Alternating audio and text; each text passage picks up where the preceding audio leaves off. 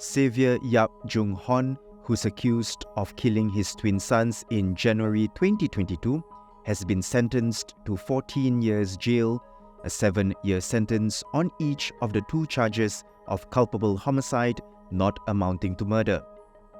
The 11-year-old twins, Aston and Ethan, were diagnosed with autism spectrum disorder in 2017. Yap claimed that killing them would take away his wife's burdens, as he believed she had given up on their sons. He also feared that the boys would be bullied by others and that no one would care for them after he and his wife died. On January 21, 2022, Yap decided to carry out his plan. At around 4:45 p.m., he drove his sons to a playground at Greenwich Crescent.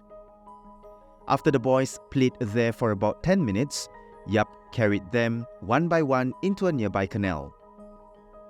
Yap pressed a stick against Ethan's neck.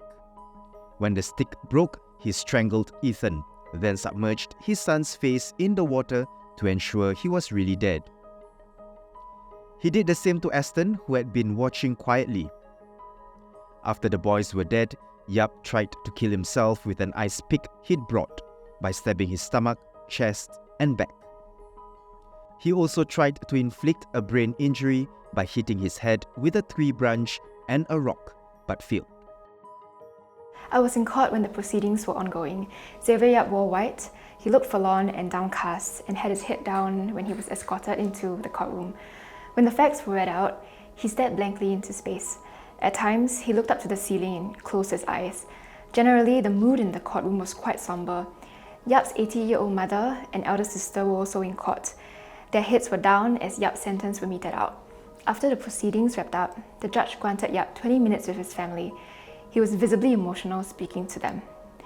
I spoke to Yap's mother after he pleaded guilty to the charges. She choked up when she told me how much she misses her grandsons and how she still has dreams of them playing catch with her. The court heard that Yap had a good relationship with his sons. He did not usually discipline them with physical force. He was also more involved in their studies. Sometime in 2019 and 2020, Yap started to worry more about his son's future, saddened that his wife was unable to accept their conditions.